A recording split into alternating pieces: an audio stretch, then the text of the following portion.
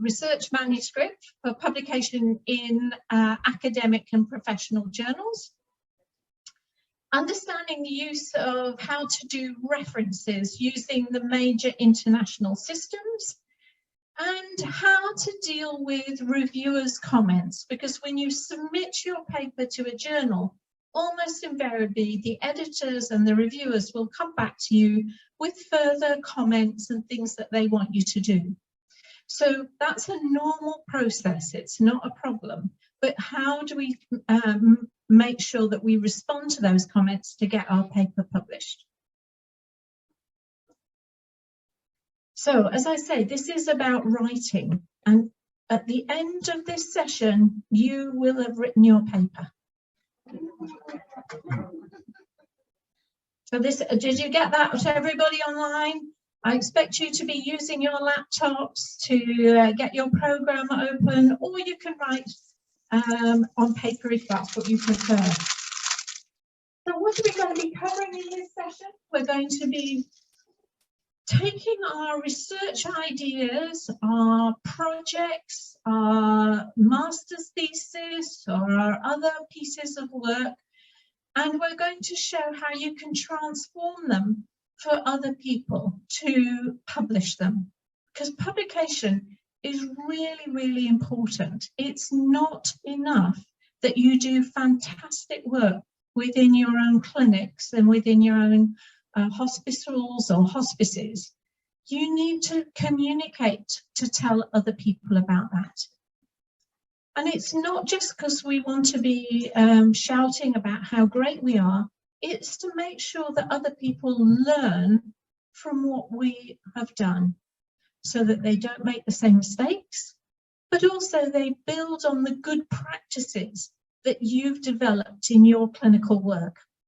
And that in that, we benefit patients and families, because we want to all the time have a quality improvement in our services, in our organisations, in our countries.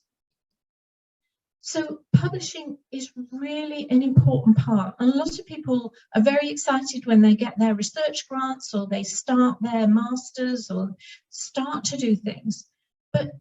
And then they get to the end, they've collected all their data, they've understood the research process, they've developed their philosophy of science and they know what they're doing. But if you don't tell anybody else about it, then it just stays with you.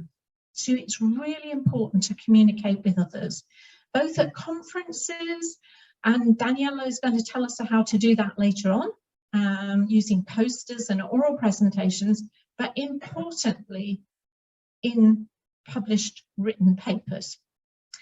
So we're going to think about how we select a journal, how we cite the work of other people, because all the time we are building on the work of others. Even if you think you've done something really new in your own country, there will be other people in other countries who've already started with those same steps. So it's important that we acknowledge the work of others and that we acknowledge their work by referencing it. So there's something called plagiarism, which means that you copy the work of other people, and that you really do not want to do. If you're a student, that's how you get thrown off the course. And if you're trying to publish in academic papers or professional papers, that's how you build a really, really bad reputation. But it's also bad for science because you're not acknowledging the work of other people. So really important that you do not plagiarize other people's work. We're going to be talking about how to submit your paper to a journal. We're going to talk about how to edit, deal with editors and reviewers' comments. And we're going to talk through that process of the revisions, because we all have to do revisions. I always have to do revisions. I've published lots and lots of papers. I think I've had 2 where I don't have to make any changes. So it's really, really unusual. Also, the other thing is we have to get realistic that some journals, when we submit, will reject our work. And that's very painful for you emotionally, but it's very normal, and there may be a whole range of reasons. Not that it's bad work, maybe they've just published a paper that's very similar, so they don't want something else, or it doesn't fit within the remit of the journal. So we have to be able to deal with rejection and still keep going. So you have to keep going, and eventually you will succeed. There is a journal out there just waiting for your paper by the end of today. So, starting to write now, I want you to write one sentence with the key message about your piece of work that you want to publish. Okay, so I've asked you beforehand to think about either some research project or some clinical work that you're doing or some innovation. So take time, pick up your pen, get your fingers ready on your laptop. People online, are you clear what we're asking you to do? We're asking you to start by writing one sentence, which is the message, your key message.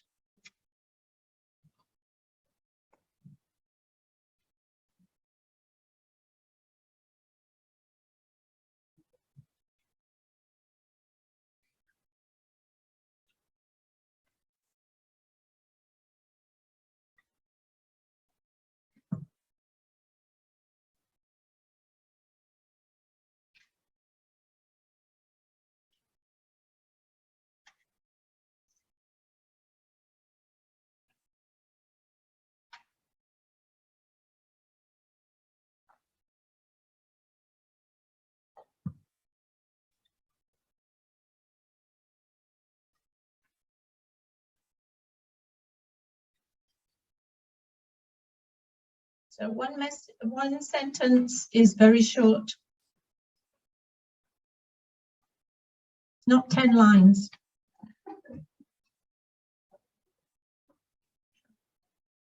Oh, okay, I know in different languages it can be long. So have you all written one sentence? Good, good. So a key message is what you need for your whole paper should be distilled into one sentence. And a paper for an academic medical journal is usually about 3,000 words long. So distilling that down to one sentence is really a challenge, but very important, because that message needs to be coherent throughout all of the text. So you can't start with one message and end with another message. It must be the same. And what I often ask students, or suggest that students do, is once they have decided what their key message is, they write it out in very big letters and put it above their laptop or their computer, because it means then they stay on track.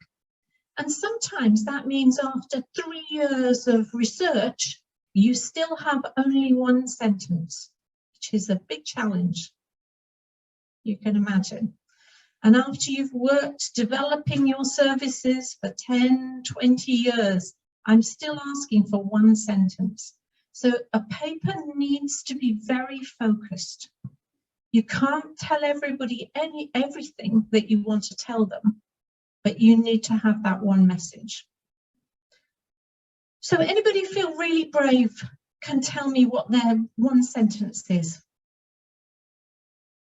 Oh, Daniela's really brave, that's good. I want your critique.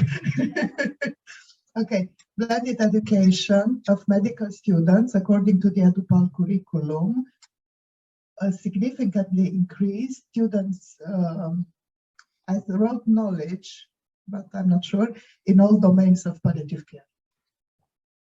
Wow, that's a really big claim, isn't it? It's a great sentence, and I think that will be a really lovely paper. So we've got the bones of a really good paper here. Anybody else feel brave? Anybody online want to tell us what their one sentence is?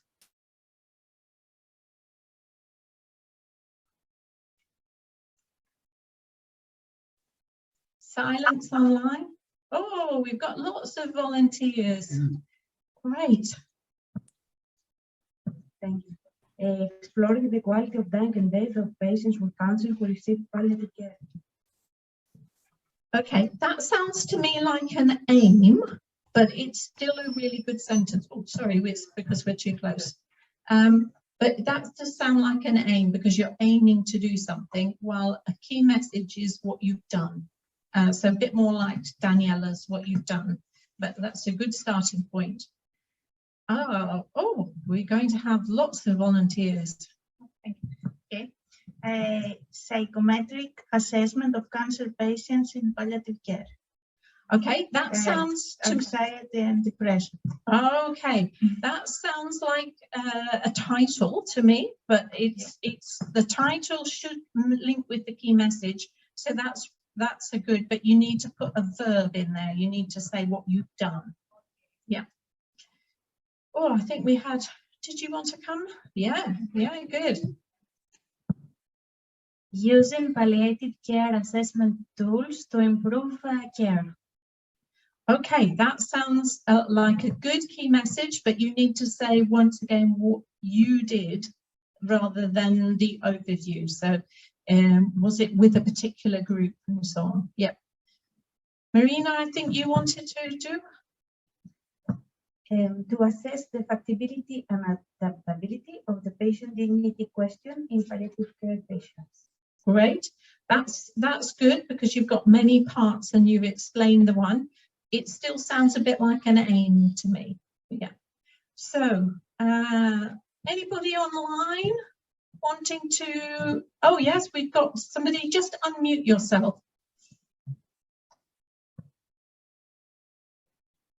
We don't hear you, Margarita. What about now? Yeah, now okay, we do. Good. Well, I think mine is a name as well. I'm not sure how else.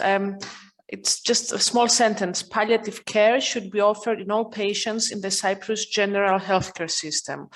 Okay, it's a name, right? Yeah, it is a name because it's got the word should, which is kind of what will happening rather than what you've done. Yes. But I'm trying to convince. Okay, well, I'm sure that when you've written your paper, you'll be very, very convincing. Okay. So writing a key message writes a lot of thinking. So when I'm working with students, we would spend a lot of time discussing what their key message was, refining it, working on it some more. Now, your next piece of paper and your next task is to write or to draw an outline of your paper. Some people are visual and they like to draw it. Some people like to write. If you're writing it, use just bullet points. So what will be the key sections in your 3,000 word paper? And you must put this on just one side of paper. So this is your plan. If you're an architect, you have a plan to build a house, don't you? So this is your plan for your paper. So everybody online, I want you to work on your plan. So let's take a time now to work on your plan.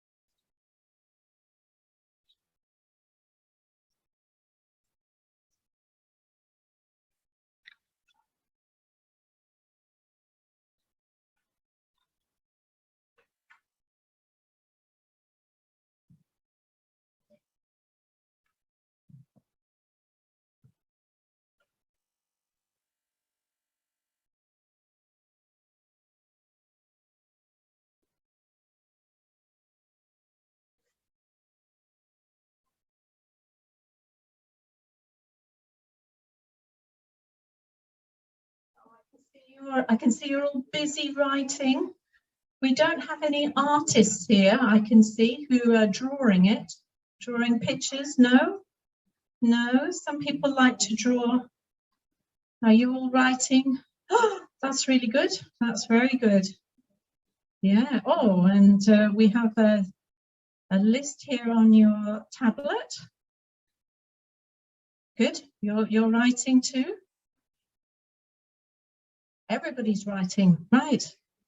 Online, I hope you're all working away, writing. Are we got any artists online? Maybe you're drawing as well.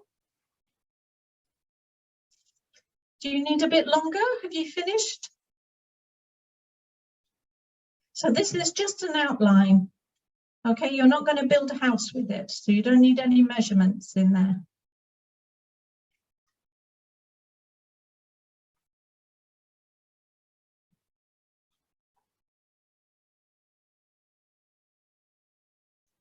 So writing a paper is very fast, isn't it? We can do it in just 2 hours.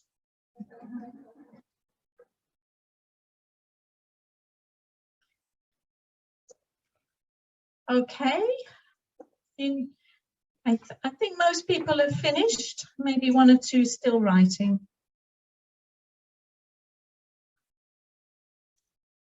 So anybody want to feel brave and tell us about their outline?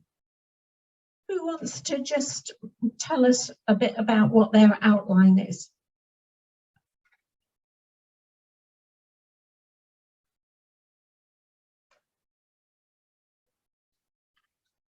Oh, Nicoletta is very brave. So I don't know if it's the right outline, but this is it. So title, abstract, keywords, and then introduction, context or background. I couldn't decide on the 2 words. Methodology, method, group description, results, discussions, limitations, and conclusions. Very good, very good. And did you put what you were going to write in each of those sections? Did you have a few words? No. Not yet. No. So but that's. I can give you the key message. Oh, if that helps. Yeah, give us the key message. So the daycare centers are a type of services that enables early integration of palliative care in the communities.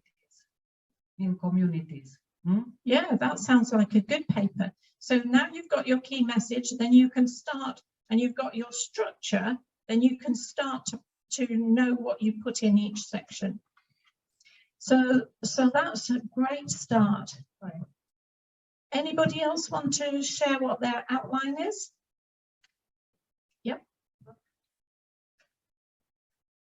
Thank you. So I have a title, authors and affiliations, background or introduction, some keywords, methods, result, discussion, conclusion, and acknowledgement. Very good. Right. So we've got a good one. Anybody online want to share what they have for their structure?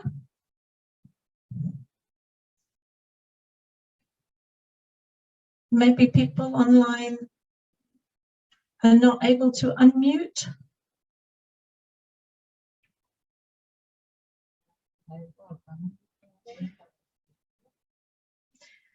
So what I'll do is, I think you've got the idea of what a structure of an academic or professional paper is. So this is the structure of a scientific paper, and I think most of you will have had something similar. What I've put on this is when you write each section. So your abstract is last. You write the abstract last. The internet is unstable, so maybe it's the people online are not able to hear at the moment. The introduction or the background or the context, and different journals will call it different things, you write third. That's the third thing you write. The methodology and methods, you remember what the difference is? Okay. Who's going to tell me what the difference is? It's a test.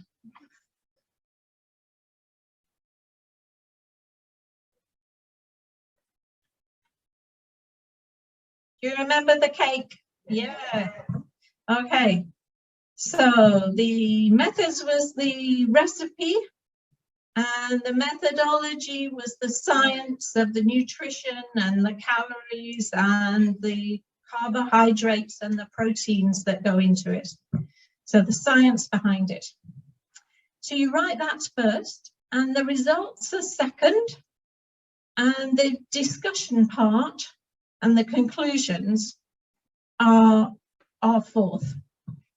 So at this stage, you don't need to worry too much about the title, and you don't need to spend a lot of time on the details like keywords and so on, because sometimes you can get very bogged down, stuck in those kinds of parts of writing the paper, spending a lot of time on that. But that's not your priority at this stage.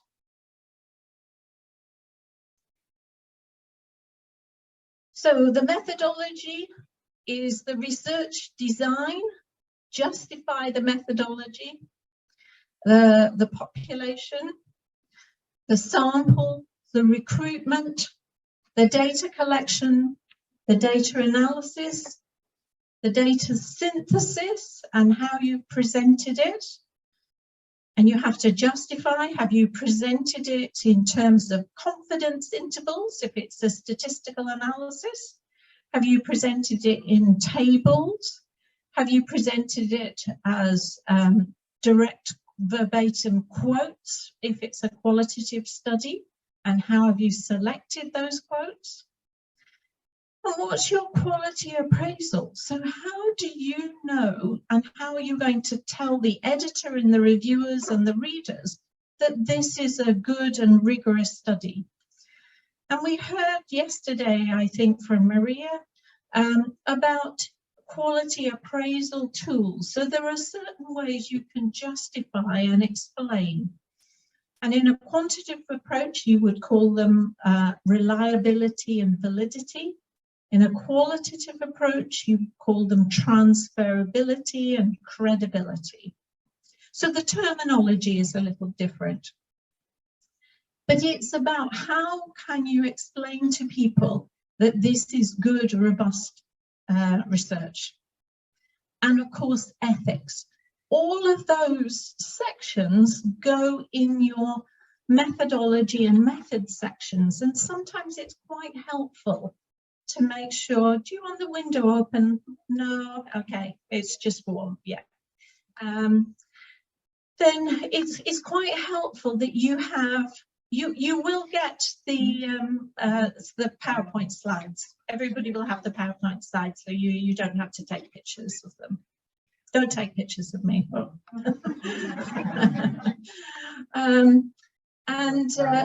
It's important that you have all these sections in.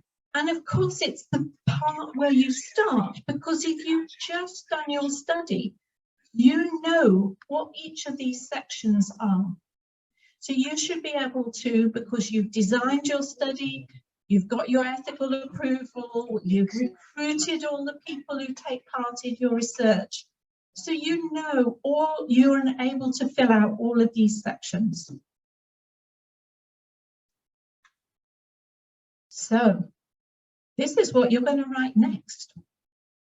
So we're going to write your methodology and method section from the study that you've either done, or the one that you want to do, or the one that you've read about if you haven't done a study, or the service evaluation if you've been developing new services.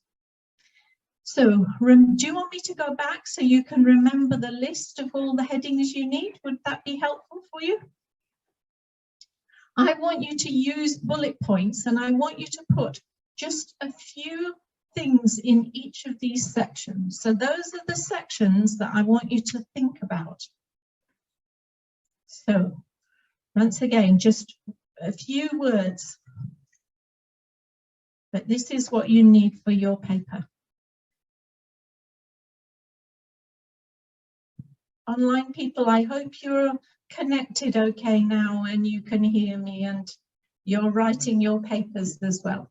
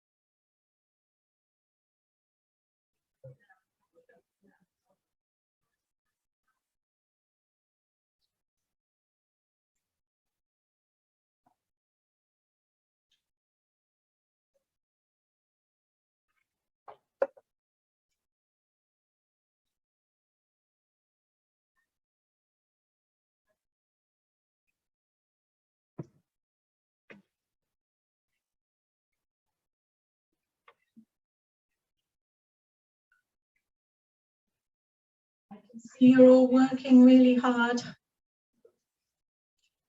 You didn't know it would be such hard work this session. Sheila, I have a question. Yeah.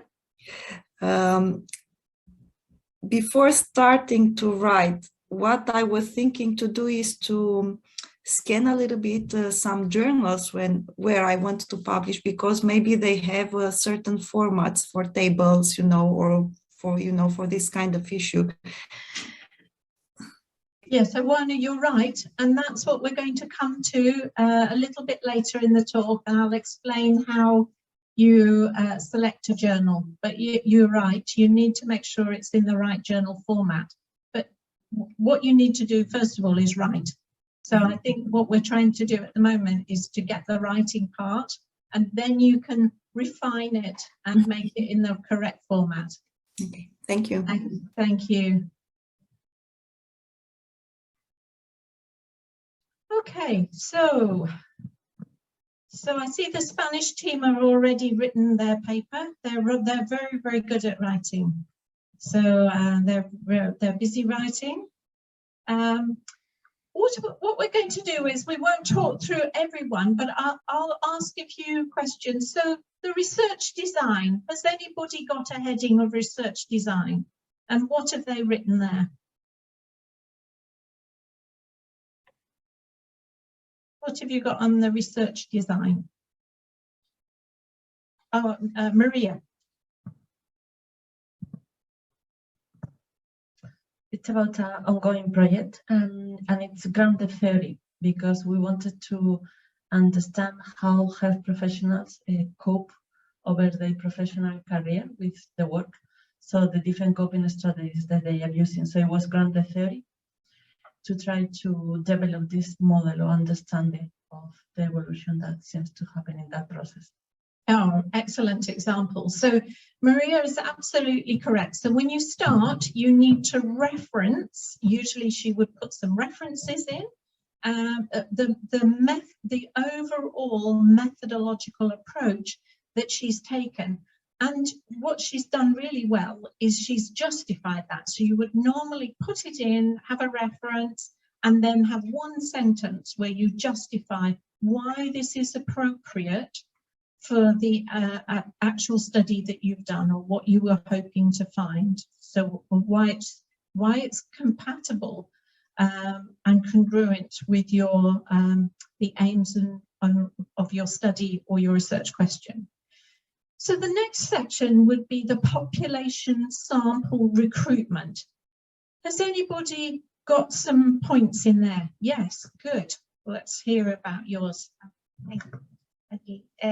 I decided to do a quantitative research and choose randomly 70 patients from Galilee in home care and hospice that receive palliative care. I wrote only this. Okay, but I put also the criteria to participate in the research. Very good. So the inclusion criteria and exclusion criteria goes in that section, and you've identified your population. You've said it's in Galilee, and you've identified how you're going to sample them. So the population of the patients in your hospice, yes, and how you all sample stages them. of cancer. Yeah. Yes. No. Yeah. Yeah. Good. And you say how you. So it's going to be a random selection, or it can be a convenient sample. In other words, everybody who comes to the clinic, that's a convenient sample, or there's other types of sampling that you can do. So data collection, I'm going to now go to the online. Anybody online, have you written anything about your data collection?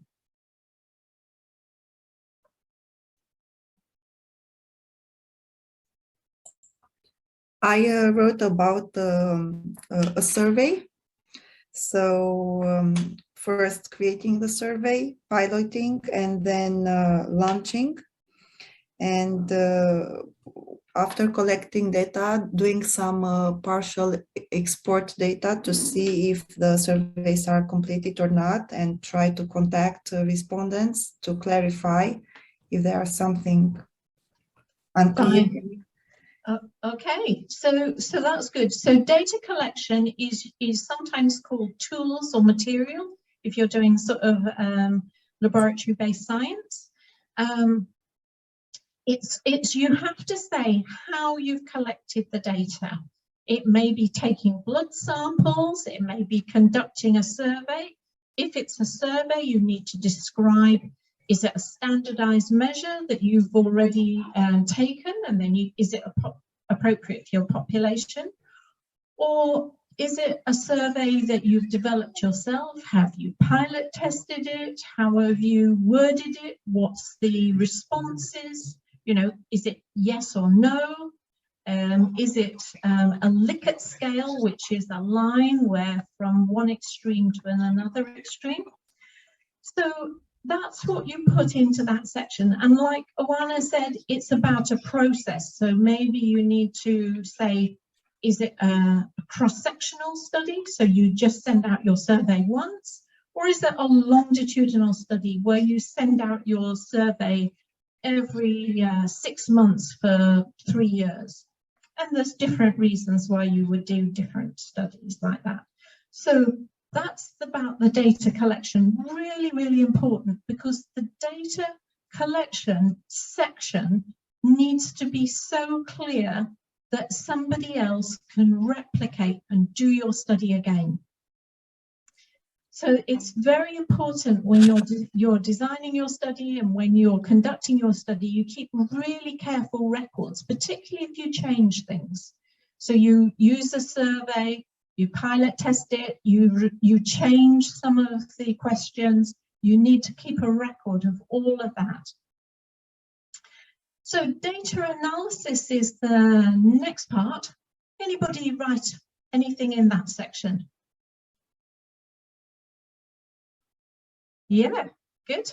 So we'll have a microphone. Well, I'll do quantitative studies. So here I wrote that I'll use the IBM SPSS software to help me doing all the statistical analysis. Okay, that's one part of it. So you need to say what tools you've used, but you also need to explain what type of statistical analysis you've done.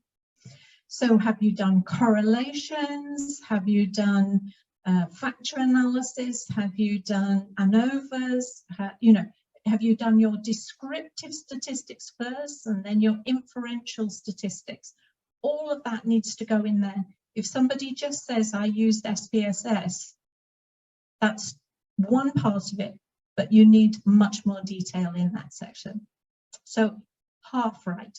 Yes, but still working on that bit. Yeah, that's good. So data synthesis and presentation. Anybody write anything in that?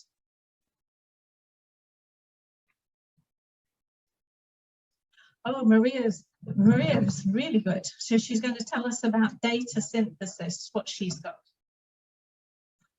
It's part of the same study I said. So in the data synthesis, we have the main themes. And we are also developing a figure that shows, which is related with the presentation, that shows how the different coping strategies are interrelated and evolve over time, because it was easier to try to make it something more visual. And we have the quotes and the figure. Yeah, great. So that's the section where you say, especially if you're doing a study which is quite complex, you might have a number of different themes and sub-themes. You need to tell people how you brought that information together. If you've done a mixed methods study, you will have quantitative data and qualitative data. How have you synthesized it? How have you brought that together? And how will you tell people about it?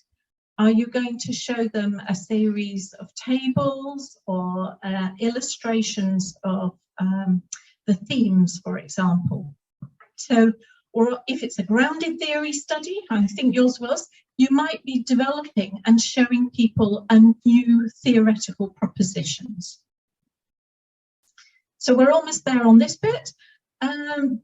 Data quality appraisal, who got to that section? Anybody online who got to data quality?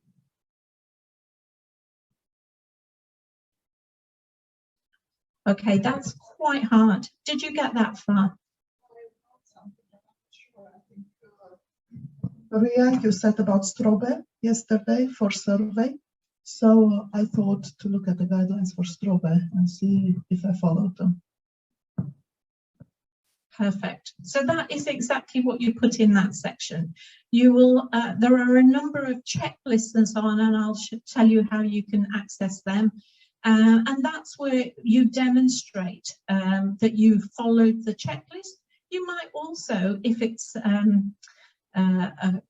a systematic review that you're reporting, you might in that section say that 10% of the papers were reviewed by an independent reviewer to check that the interpretations were correct. So that's the kind of thing you put in that one. Ethics, what do we put in ethics?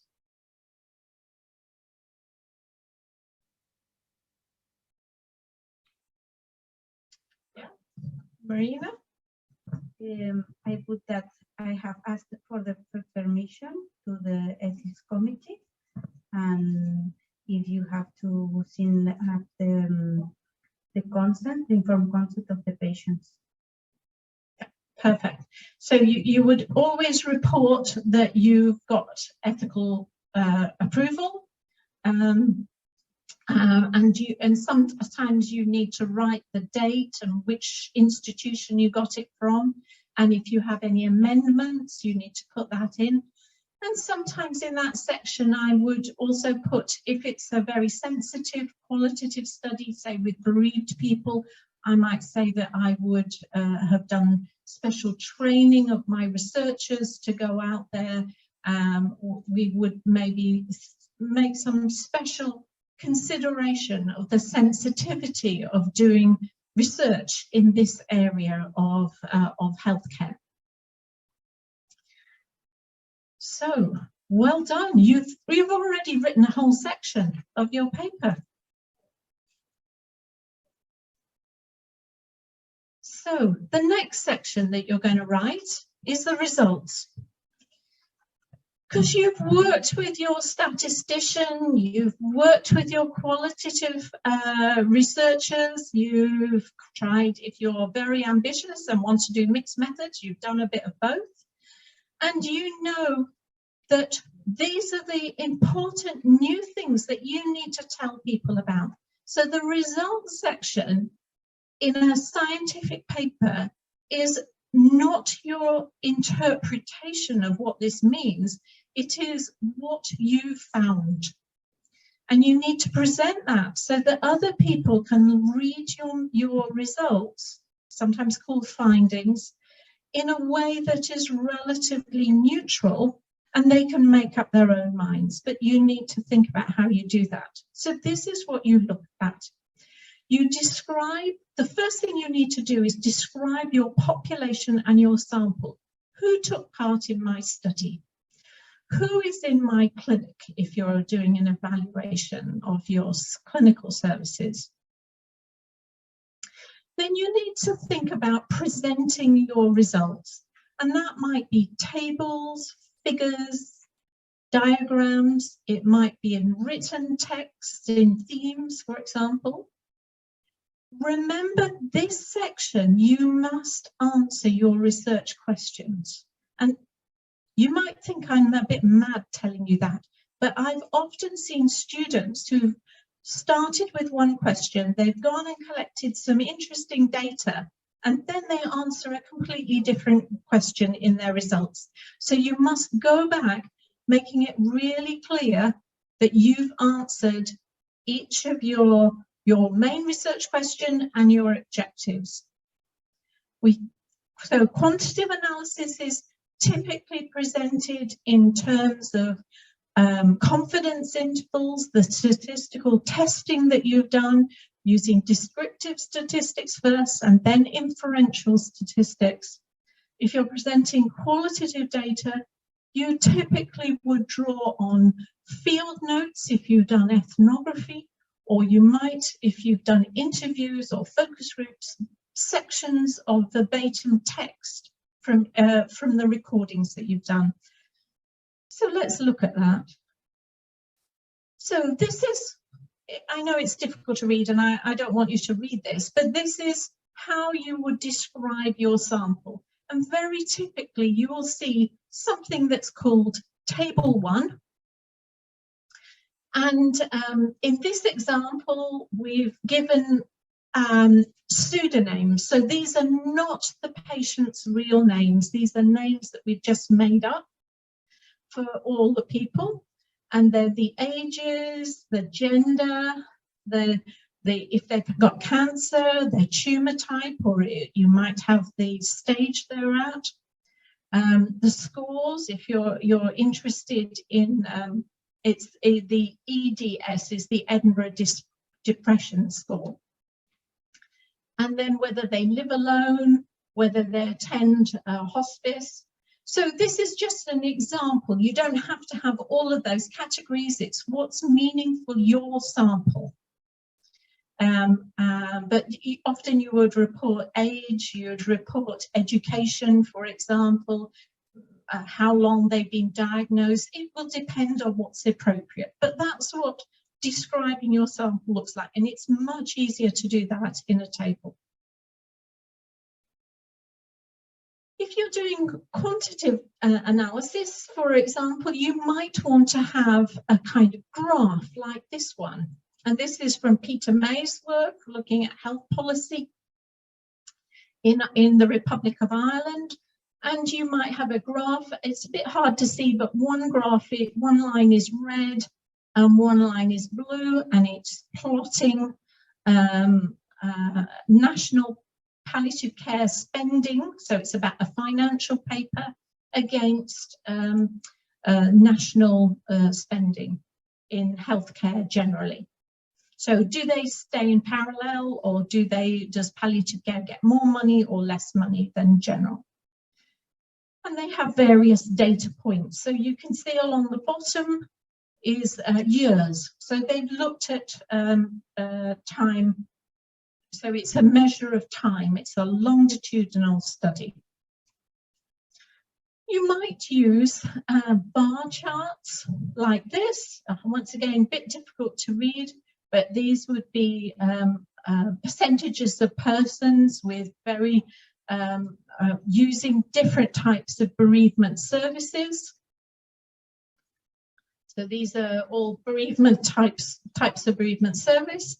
And then you might use these kinds of bar charts here, where you have, once again, these are different types of face-to-face support, telephone support, different groups and so on. So you would look at that. That's one way to display your information. So you need to display all the data that you've collected, which may be hundreds and hundreds of people if it's a very big study, but you need to display it in a graph or in a way that's easy for readers to understand.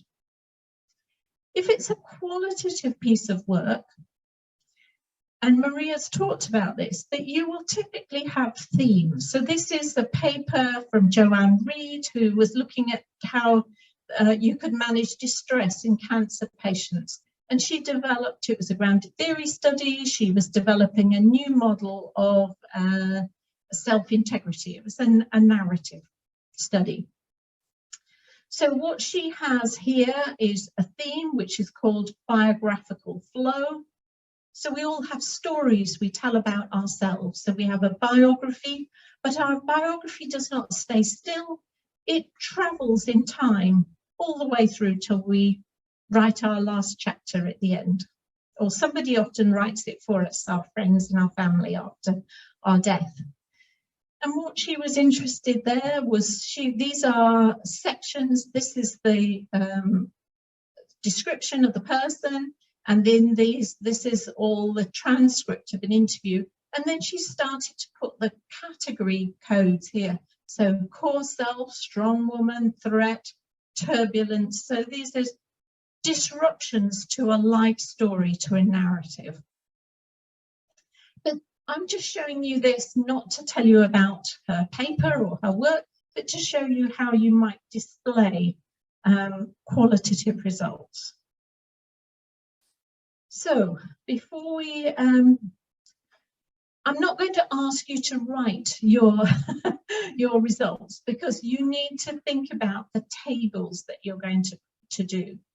And that's quite complex. And so for some teams, when they're writing papers because they've been part of a research team, what they first do is, when they get their results together, is they share all of the data in terms of tables, and then they agree on the 3 or 4 or 5 tables that will form the results of their paper before they start writing. So that's another way to start writing typically a quantitative type of paper.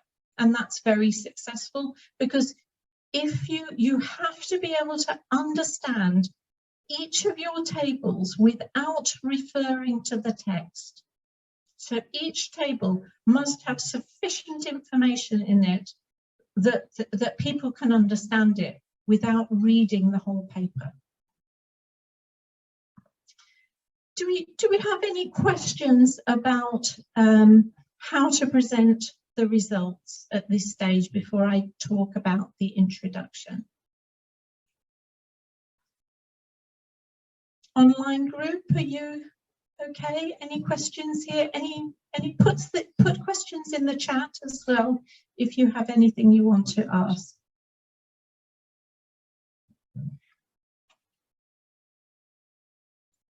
Are we okay?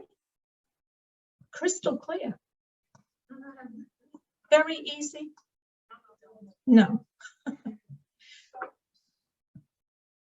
So what you're suggesting, Sheila, is we get all, let's say, for all our data that we collected, we get our, because I'm thinking now the survey or the tools that we use sometimes produce you tables, and sometimes they produce you graphs and tables. So you suggest we look at all of them first, and then we decide these are essential, we keep them because you can't have everything. And this we combine, or this we, yeah. And then we do, because this is the first part, and then the more statistical, so which is more important for a quantitative, the descriptive or the analytic? I mean, well, the description is really important because you need to tell people who your sample is. So that what goes into every paper. Yeah, the demographics and your or characteristics of your sample. And then I suggest that you then produce the tables, because that will often tell you, have I got one paper here or two papers? Because sometimes you have such a lot of information, if you've done a big study, that it won't all go into one paper.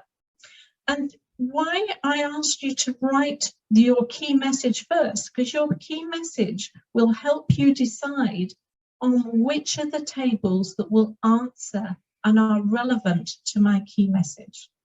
So the key message should help you determine, these are all the tables that I have, and your statisticians are very enthusiastic. They will produce you 20 tables.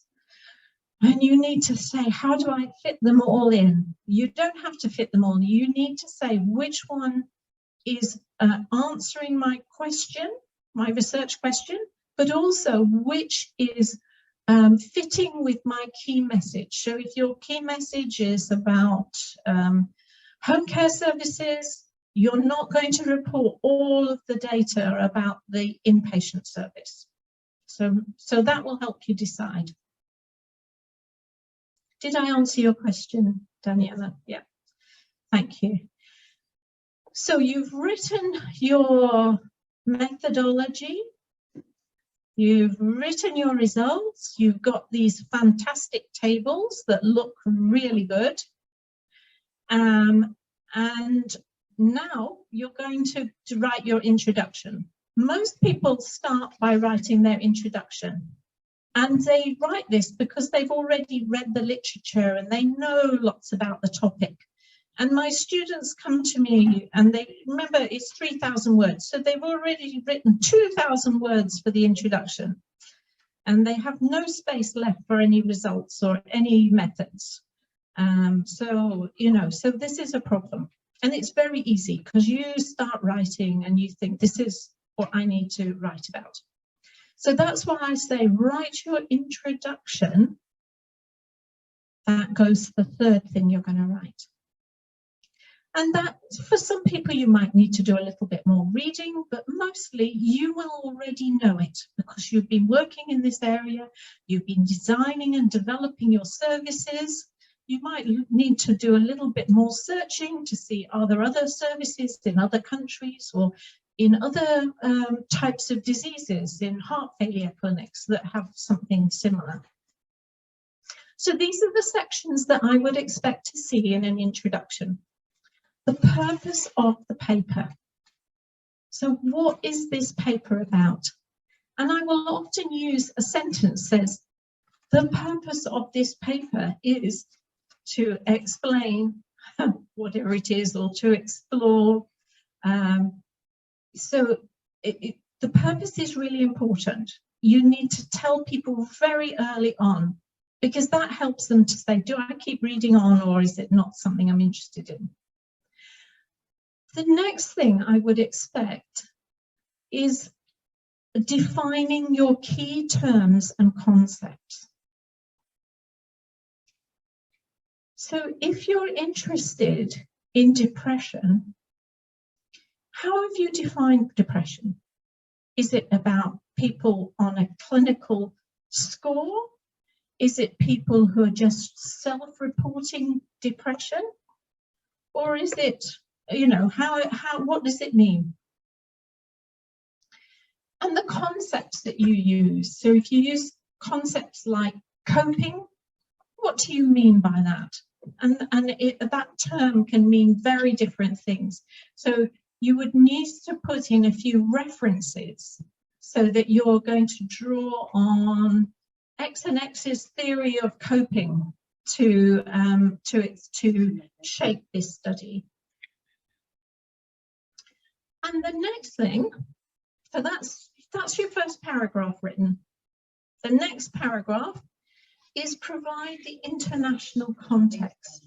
So what is known and what is not known already? And you need to be quite concise here. So this is not 2,000 words. This is one paragraph. And that writing short is kind of harder, I think, than writing a lot. So you need to situate your, so for example, if you're running a hospice in Greece, you need to explain, you know what a hospice in Greece is, but if I'm a reader from Romania, I might not understand what a hospice in Greece means. And hospice, the word hospice means different things in different places and different countries. So you need to define what it means. And if you've developed a new bereavement service, you need to explain what that is. You need to situate it in a wider context. We already know from the literature in the United States that bereavement services are commonly provided to XXX. So you need to say what you don't know, but we do not know how bereavement services have managed to adapt to the COVID pandemic when services have to go online, for example. So you can say what we don't know. And that's sometimes called the rationale for your study. So why have you done your study? Why now? And why in this context? So what's new? And you must then put your research questions, your aims and objectives. Now, journals vary a little bit. Some of them put that in the introduction. Some of them put it in the start of the method section. And you will find that out by looking at your journal.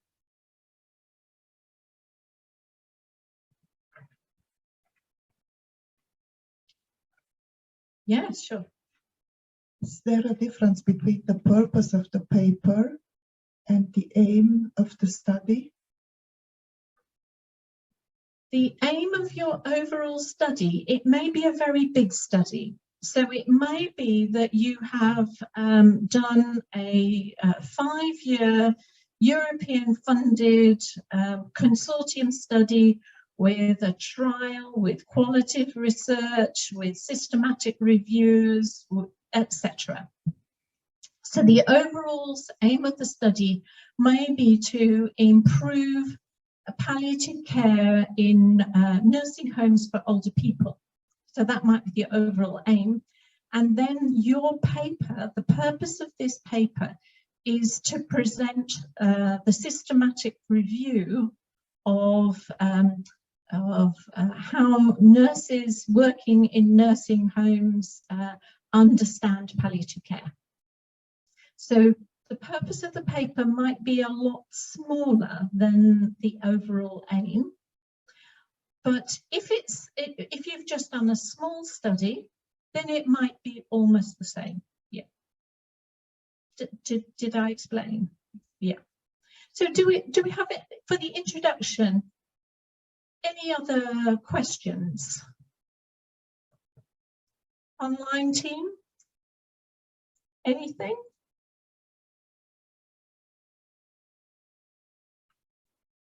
Oh, yes.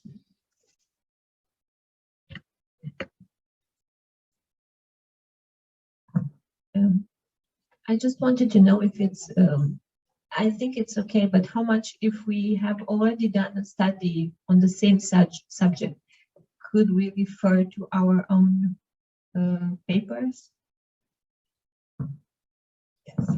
So that's about self-citation, and that is perfectly acceptable.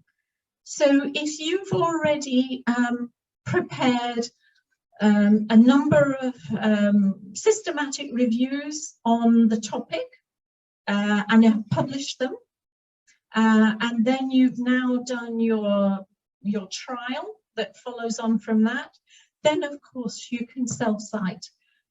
If I'm a reviewer and I see nothing but self-citations in a paper with no acknowledgement that anybody else is working in the area, I'm a little bit concerned.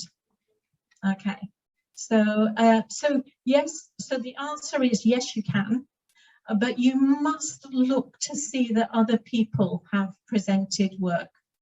And the other thing when you're writing that section is be critical.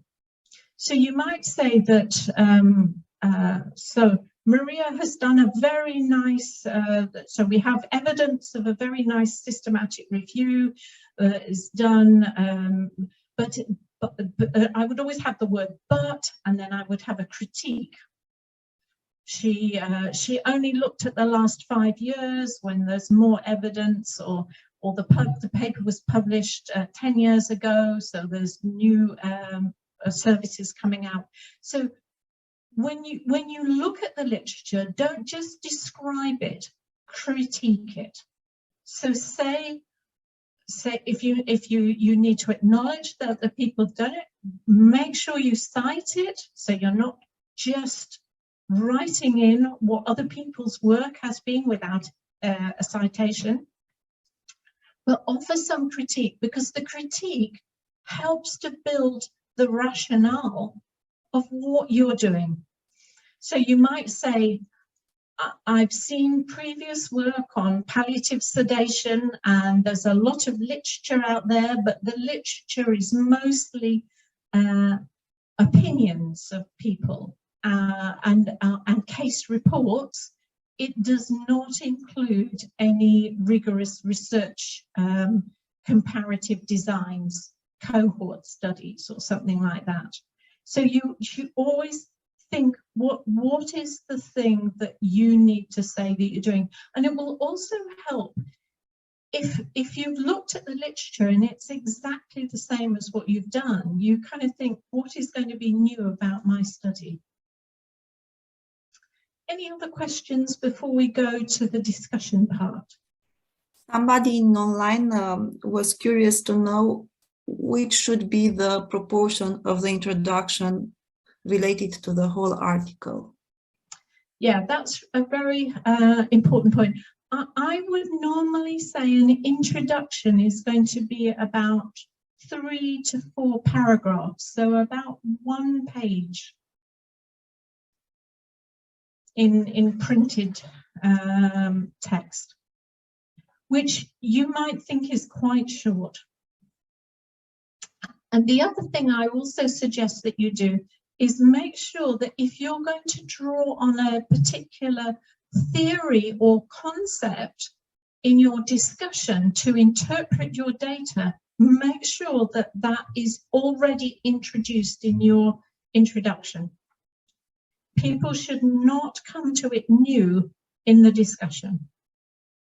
So if your study is about leadership styles in palliative care, you need to present that as a theory or as a concept, so that when you analyze your data, people know and have already heard about it.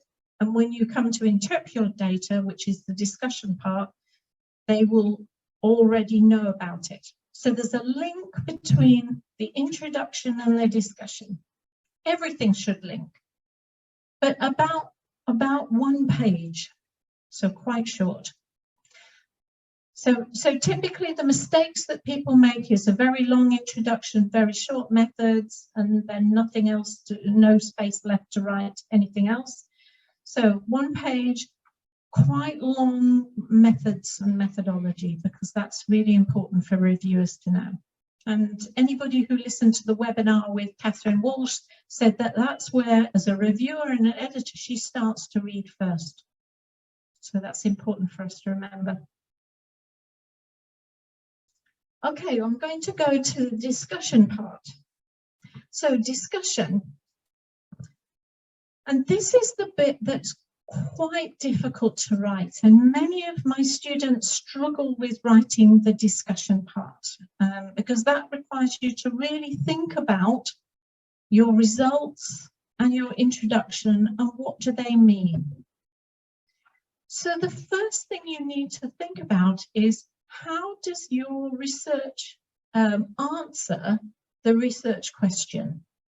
So how do the results that you've presented, whether they are graphs, tables, statistical probabilities, whether they are pieces of text, whether they're new theories, how do they answer your research question? And you should start there.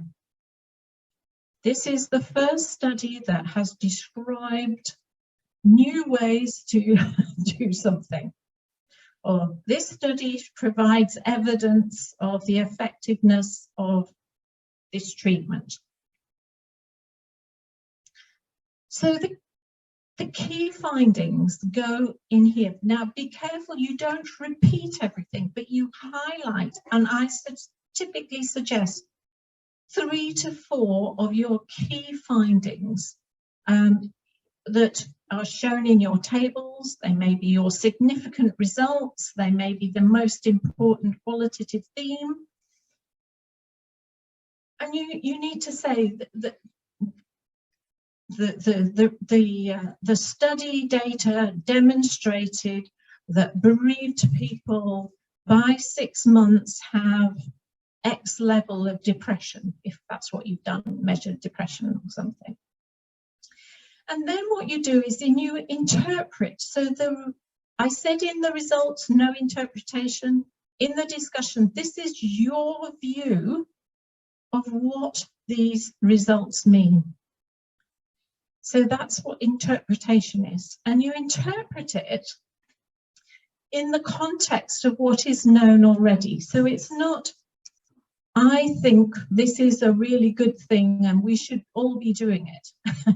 It's saying, my results demonstrate that depression is prevalent in cancer patients 6 months after the end of chemotherapy, and evidence suggests that therefore they need further support. But and then I would compare it with other studies. So results from Galilee Hospice demonstrate are similar to papers produced in the USA, for example, or you can point out how they're different.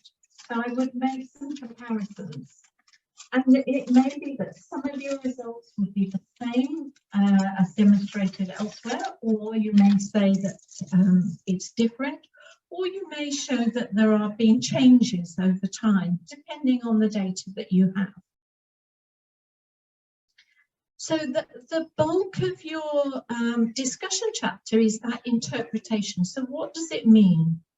What are the messages that is important that clinicians or policymakers or managers need to know from your study?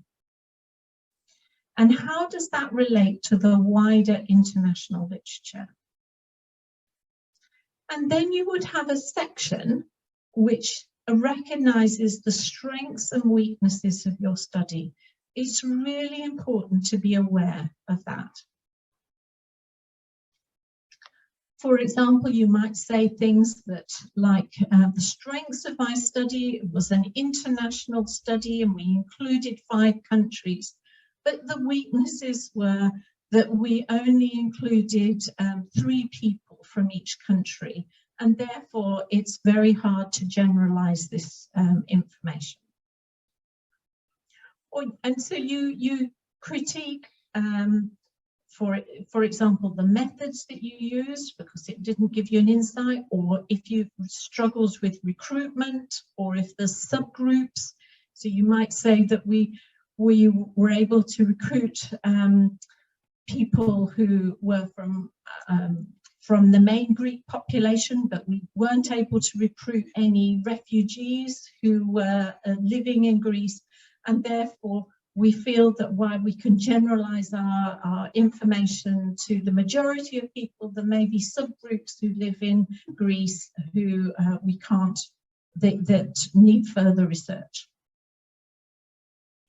So there is often, depending on the paper and the journal that you've gone through, there will be a section, usually a paragraph, where you need to think about what does my study mean, and it can mean for theory, for policy, for practice, for education. And it a bit depends on the journal, and it a bit depends on your results. And I put all of those in to say that it's not just one of those. Now, you wouldn't probably have implications for all of those in every paper. And throughout the discussion, but sometimes in a separate section, you would have what additional research is required. So, for example, you might say, we've collected a lot of information about depression in cancer patients, and we now have a good understanding of how depression, the prevalence of depression following chemotherapy, but we understand little about the impact on family members and the relationship between family situations and the incidence of depression. And further research should explore that relationship using X, Y, and Z methods. So that's the kind of things you might put in. So you're already suggesting what is done. And if you're really canny, if you write a systematic review, you say, these are the areas of research that need to be explored. And you've already designed your next study, you see. So you've already got a good introduction to your next study and why it's important. And the final thing is the conclusions. And the conclusion should normally be one paragraph.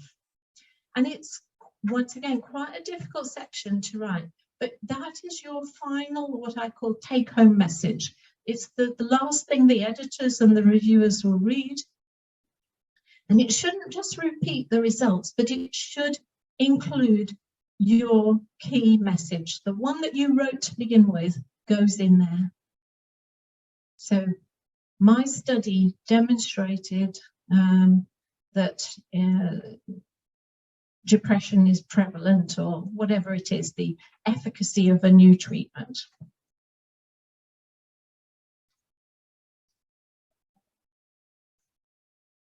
Can you have more than one key message? You can have more. Daniela asked, can we have more than one key message? So when I did a course on how to write papers with the editor of the BMJ, he would say no. He would say one key message to one paper. But if you're writing, for example, for certain journals like Social Science and Medicine, where you might have around 7,000 to 8,000 words, so a much longer paper, then you could have more than one key message. You might have two. The danger is that all the key messages must fit together and be congruent. And what is really challenging is for PhD students or for master students who've done quite extensive studies, is they try and cram everything into one paper. And my personal view is that it's better to write two papers with clear key messages in each than try and do it, because you must all the time, I talk about this word congruence, which means it must all link together.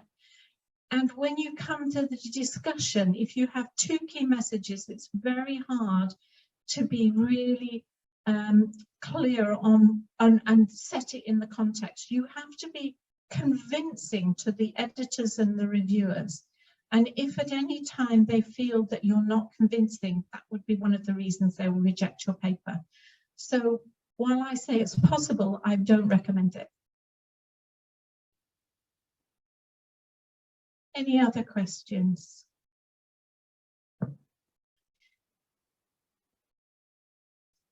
So this is where you do some work now. So I'm going to ask you to write one paragraph. You're going to write your conclusion of this paper. So, and this is an example of a conclusion. So it's a paper that was published. So it's quite short. So pick up your pens, your laptops open, write your conclusions.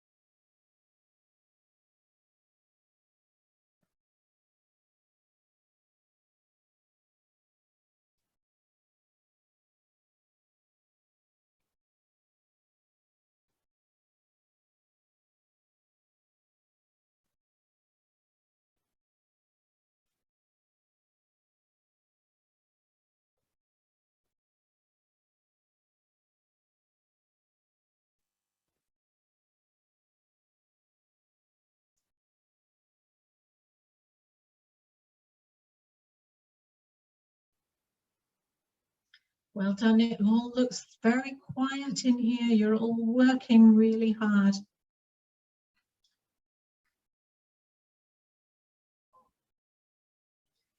So this conclusion, which is from a published paper that I was involved with from Australia, has four sentences in their conclusion. Now, the thing you need to remember in your discussion and conclusion is you do not present new results in your discussion. Never present new results in your discussion. In the conclusions, here, and it's very hard for you to read, but the first one just sets the scene and tells the people about the bereavement services in Australia. The next one says, our data suggest, and then it says what the new data is. And then it says questions remain about the value of providing bereavement support. So it acknowledges there may be some weaknesses. And then the final one, further research with a larger, more nationally representative sample is required.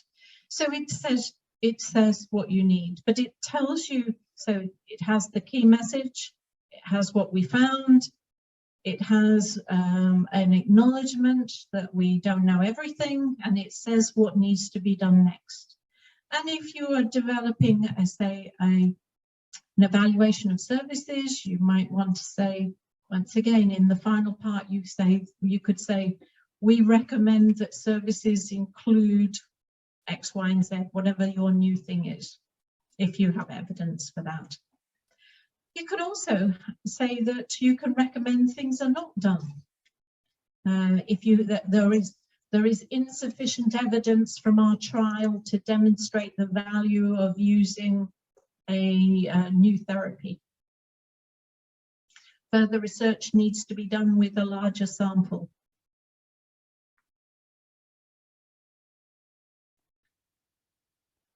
I'm not going to ask any of you to read out your conclusions. Your conclusions are for you, but hopefully it's been an exercise for you to see how you can write conclusions.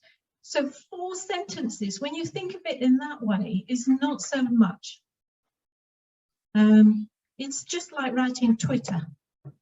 Yeah, very short, key message.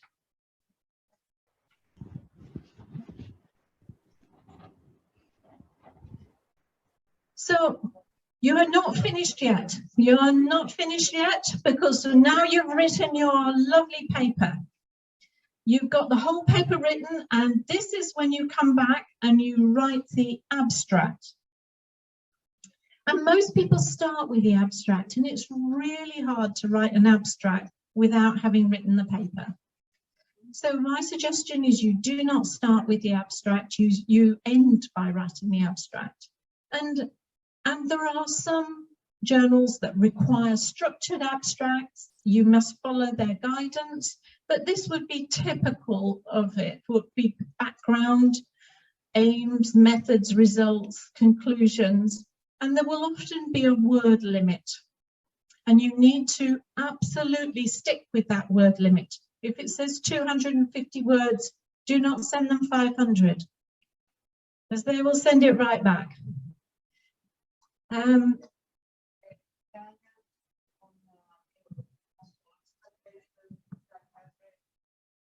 Hello, Tanya. Do you want to unmute yourself? Yeah, Sheila, hello, nice to hear you. I apologize that I don't have any camera today. I have technical problems, but I have a question. I think for qualitative research, I struggle with the difference between the results, because they are already interpretative, and the discussion. I use theories of other authors, also literature to compare in the results. And the discussion, as these both things in the qualitative research, how do you, can you do give me some advice? So Tanya, can I just check that you were talking, is it qualitative research or quantitative research you're talking about? Was it qualitative? where the results are already an interpretation of your research. It's interpretative already. Yeah. And so Okay. the difference between results and discussions in qualitative research. How do you do that? Yeah, thank you, Tanya. That is a good point. The scientific sort of approach that I've shown may be slightly different in some types of qualitative research. So in some types of qualitative research, like phenomenology, for example, there would be a lot of interpretation. So in some journals that are specifically designed for reporting qualitative research, the discussion and the results are integrated. So they're one and the same. So you have to present the results, but you also present your interpretation of those results at the same time. And so there's a very long section where both of them are integrated, because within certain philosophical positions like phenomenology, and phenomenology is an approach and there are different types, then it is the researchers' understandings and interpretations of the findings that are the results. Tanya, does that answer your question at all? Yes, thank you very much, Sheila. Yeah. Anyway, I'm sorry I can't see you, and thank you so much for joining the course. Great session. I think there are very specific types that you might need that's why when you look at a journal and you look at the methods, there may be some variation. And what I presented is very much about a medical or healthcare general scientific approach for palliative care journals. So an abstract here is would have typically have these sections. There might be more detailed sections in certain journals. Keywords are really important, and once again, the journals will specify the number of keywords you're allowed. You need to look at them in terms of mesh terms, because that's how people, when they do systematic reviews or searches, will find your paper. So you need to think about, I would normally say you need to make sure that your population, your intervention, if you've got an intervention, the keyword for that, or whatever your measures are, and the methods need to be in there. So I would have something like palliative care, cancer patients or advanced cancer patients, survey, and maybe a country you could put in if it's in one country alone. So you need to think about it. Or if you're measuring depression, or you might have the kind of the really important things that will allow people to find your paper. So have a look at those. Some journals, like Palliative Medicine, and some of the medical journals would have what is already known, what you did, what's new. And there would be summary bullet points. So there would be 2 to 3 bullet points under each section. And finally, the title. Okay, so lots of people start with the title, but the title, you need to have it a very clear title. Once again, a bit like your keywords, it needs to say what the study is about, who took part in it, or if it's an intervention study, sometimes people put it as a question. Should we, what is the efficacy of using X therapy? The title should also, if possible, include the methods. So you might have, say, palliative sedation, clinical aspects, and then a systematic review, because that tells people what methods there will be. So that's the end part when you've written a whole paper, and it's often much easier to do it at that stage because you know what your paper is about by then. So you've written your paper. Well done. You've got as far as the abstract, you've got a brilliant title, everything's ready, and you just want to send it in and not see it again. Yeah? But no. So you're going to revise. That's really, really crucial. You revise it, you edit it, you revise it again, you edit again, and you repeat it. Yes. Okay. And this is where you go from an individual piece of work to working with teams. So always, when I write a paper, I will always give it to one of my colleagues or one of my students to read it, and they'll send it back to me and they'll say, Sheila, I don't understand what you've done here. I don't understand the words here. And you say, oh, they don't understand, they haven't read it properly, but they're right. If I cannot get them to understand, how will an editor or a reviewer understand it? So you need to always, always revise. Sometimes when I write, I suggest people write quite quickly, or we will never have lots of time. So sometimes you need half an hour in the morning and you write a little section. You can write your whole conclusion, 4 sentences, okay? Just if half an hour. And then it's the revision process that makes your paper as good as it can be before you submit it. And you work on the content. So what am I saying? Have I got it in the right sections? Have I answered my research question? Have I been as clear as I can? Do the tables relate to the results? Have I chosen the right tables? Do I need to go back and think about that? Have I brought in the current and new literature? Your colleagues will say, oh, there's a new paper just written about this. We should bring this in. So that polish up the English. So I'm not just saying this if you're writing English if you're using English as a second language.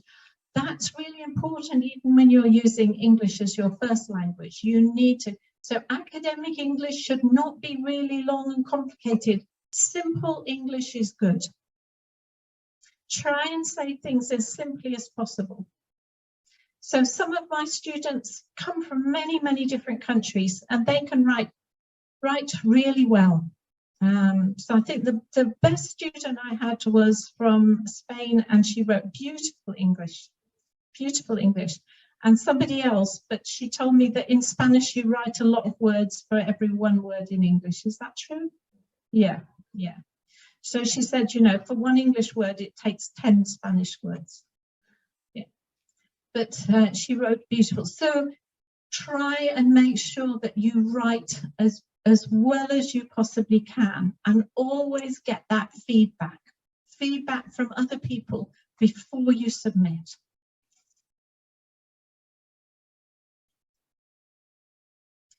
How do you select a journal? That's an important thing to think about. So the purpose and remit of the journal, check their website. So normally I would draw up a short list of about 3 journals, because I never assume that I will get in the first journal that I want to go to. And don't always go to the New England Journal of Medicine, because it's incredibly difficult to publish there. Be realistic. What sort of study have I done? What is the type of journal that I will most likely publish in? So you might want to have one that is quite a good journal, one is a middle journal, and one is, I will go there if I can't get it anywhere else. What's the readership? Who reads this journal? Is it for clinicians? Is it for researchers? Is it for policymakers? Is it for healthcare managers? Is it international? Is it in your country? What's the focus? So the focus may be this journal will only publish qualitative research. So you don't send your trial there. This journal will only publish systematic reviews. Don't send your trial there. So think about what are the methods, and you can just look, what are the recent publications? Or sometimes they will have a remit. They'll have a few sentences saying, we publish new research on this, or we publish systematic reviews. Do you have to pay fees to get it? Is it an open access journal? Do you have an institutional account? Is it part of the research project funding? I think those are the things you need to talk about early on. What's the language of the journal? Is it within your country, or is it typically the international journals will be in English? So you need to think, what's the language that I'm going to use? And what are the impact factors and reach? And I think we discussed that yesterday, so I'm not going to repeat that. And for some of you, that will be really important, and for some of you, less important. But those are the kinds of things that I would think about. But mostly it's what's the readership? Who is going to read this paper? And that needs to be what my key message. My key message is that policymakers should provide more finance to palliative care. That needs to go to a policy journal.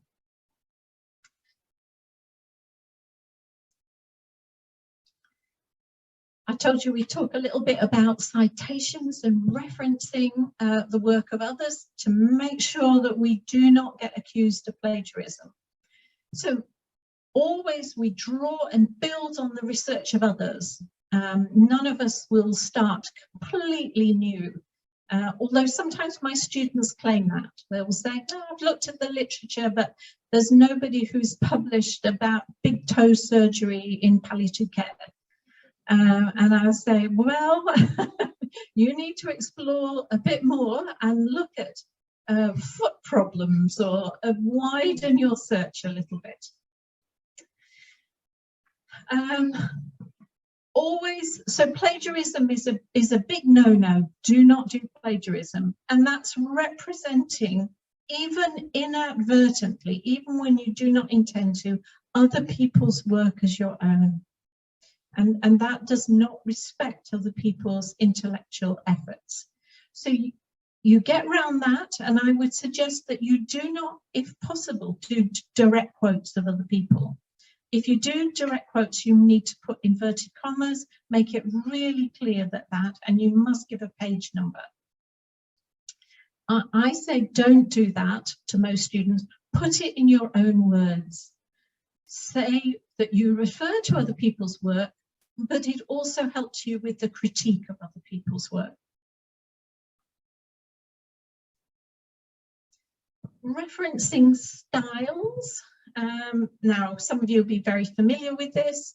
There are two main styles. One is the Harvard style, and one is the Vancouver. So the Harvard style is about, it's an ABC. So you have a list of the surnames of the first author, and you cite in the text the surnames, and normally you would have the first three names and then et al., which means the rest of the group. But you need to look very carefully at each journal, because they'll have slightly different referencing style, and you follow their referencing style. Vancouver style is the style that's typically used in medical journals, healthcare journals, and that's the numbering system. So for each new publication, you give it a number as it appears in the text of your paper, and then if you repeat that paper again, you use the same number. So if you're referring to the strategy for Romania, and that's, you referred to it as paper number 2, and you refer to it again in your discussion, you put the number 2 in again, and you have a numerical list at the end.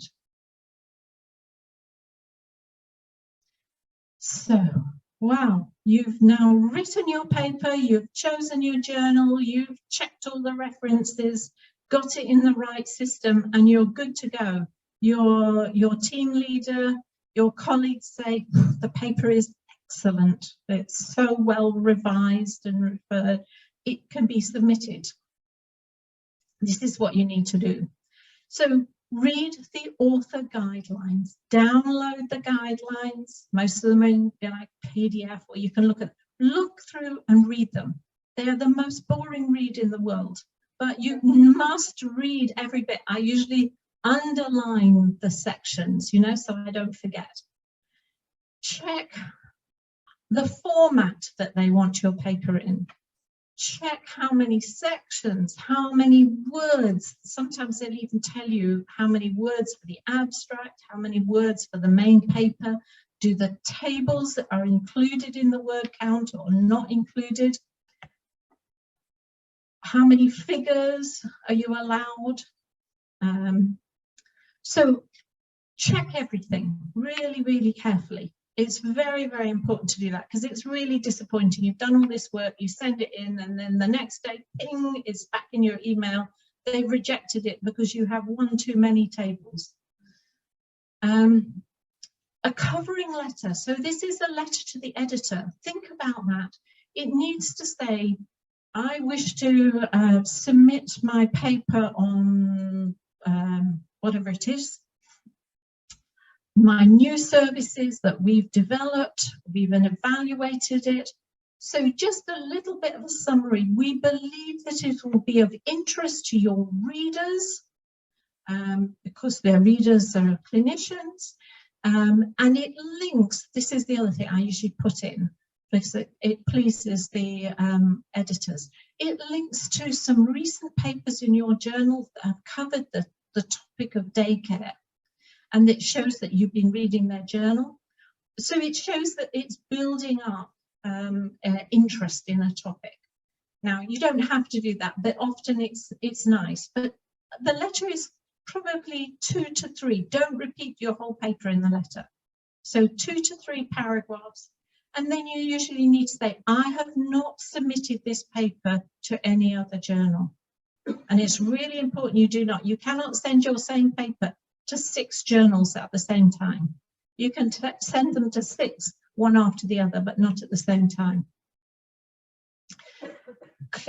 Some journals, like palliative medicine, will have checklists, and they may be methodology checklists, submission checklists. Catherine Walls loves checklists. I think she has checklists for her children, you know.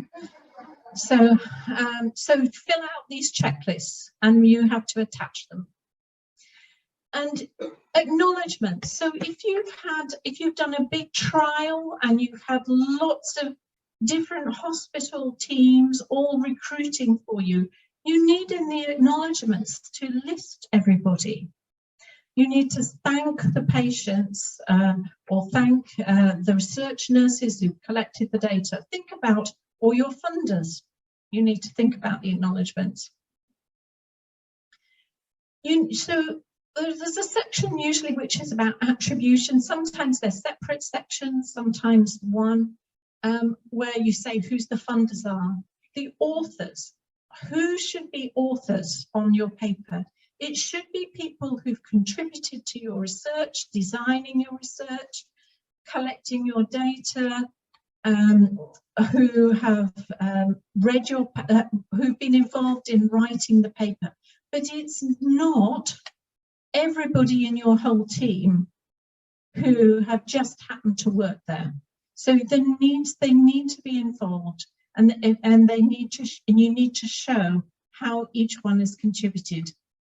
So Daniela and I have designed the study, and then other people have collected the data, and then another group of people who've read the paper, and then everybody has to agree before it's submitted.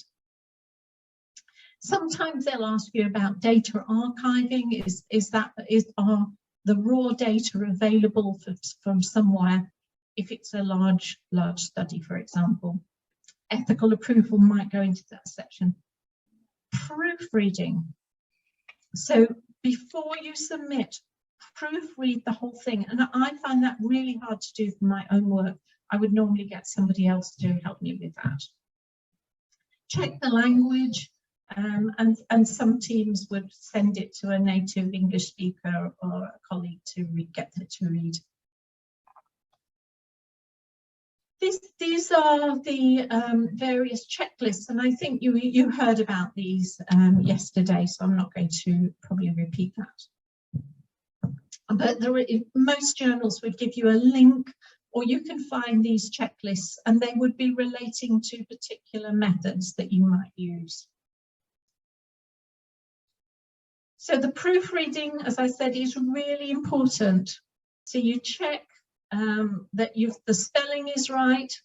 Spell check is really good, but it means that you have some strange things come up sometimes. That the punctuation is right, the sentences are not too long. Read your work out loud often is a good way to do it. Check the first sentences, paragraphs, sentence length. In English, there's what I call a 2 comma rule. So you can't have lots and lots of clauses because it gets too long. There is software and it's called Grammarly. Grammarly will do checks, particularly for plagiarism. It's available in English. I don't know if it's available in other languages. Have a colleague do it. Check the grammar, the concepts. I thought you might like this example. Okay, so this is published in a newspaper. Due to a typing error, Saturday's story of a local artist mistakenly reported that the bandmate Eric Linde was on drugs. The story should have read that Linde was on drums. The Sentinel regrets the error. Okay, don't do that. That's why proofreading is really, really important. So you've sent it in, you've submitted it. You hope that you'll get this email back which says perfect, wonderful paper. But what happens is that the editors, after many, many weeks, and it feels like many, many months sometimes, they will send back their comments and the reviewers' comments. Read all the comments really carefully. Do not get cross. You can be a little bit angry. That's okay. So, and then you need to, I usually read it and I get really cross and then I have to put it aside for a few days. Then I read it again and think, yeah, I can deal with these. And you have to have a response to every comment. You cannot ignore them, but you do not have to agree or make a change with every comment. I usually construct a table for response. And I will have all of the comments from each of the reviewer, and then I will have what my response is and what change I've made in the manuscript. So it's very easy for them to see what has changed. And you revise your manuscript, making sure you've attended to them. If you do not agree with the comment or it's impossible, and sometimes the two reviewers will tell you completely contradictory things, what you did that.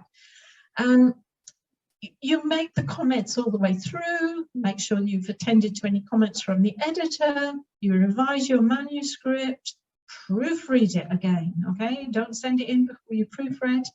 You have to agree all these changes with all your authors. So they must agree before they submit, and then you resubmit.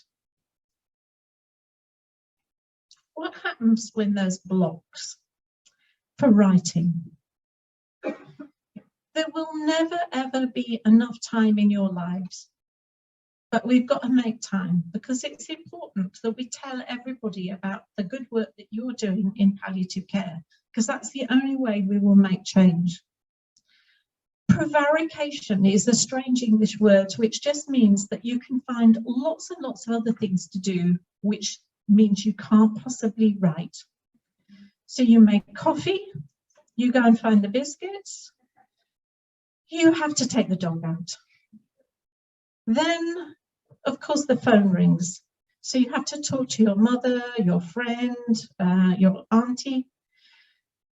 And then the children are back from school, so you can't possibly write because and then another day's gone by. Okay, so don't prevaricate. Small chunks. There will never be a whole day of writing. There will never be 2 hours of writing. Make use of whatever time you have available. Maybe put it in your diary, 1 hour, half an hour. Before I do my emails, I will write. I worked with a very, very important director of occupational physiotherapy services. She wrote her PhD on a Sunday morning, and she would say, I will write 1,000 words in my dressing gown before I get dressed. They don't have to be perfect words, but if I've written them, I can go back and revise them. She wrote a whole 80,000 word PhD that way. And she was a very, very busy lady. So free writing is just what you've been doing today, without lots of books or anything around you, just write. Set yourself some goals. I'm going to write 1,000 words, I'm going to write 500 words, I'm going to write 3 sentences. Whatever you do will help to build your paper. Some people like to work in groups, and you could have writing groups. In my university, they have writing weeks where you decide, I'm going to have a week without lots of meetings in my diary, if that's possible for you. Big reward. When you've written your paper, when you've written your 3 sentences, whatever your goal is, give yourself a reward. It could be a swim, it could be a walk, it could be a cake, whatever you like. So rejection, revisions, rejections, you will go through this process. They're just normal. Everyone gets rejections. Don't get disheartened. There will be a place for it. You need to go back, revise, be resilient. Think about the paper again. Have I explained it? Have I sent it to the wrong journal? Do I need to go to another journal? And one day you will get that letter that says it's accepted, and you can celebrate some more. And that's when you start your next paper. Thank you.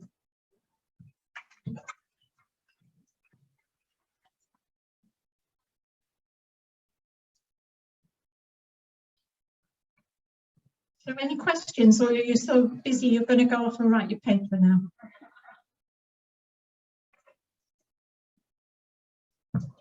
You made it sound, thank you very much for this session. You made it sound doable, even for, and especially the last questions and the last points, why we don't do it, and some suggestions against it.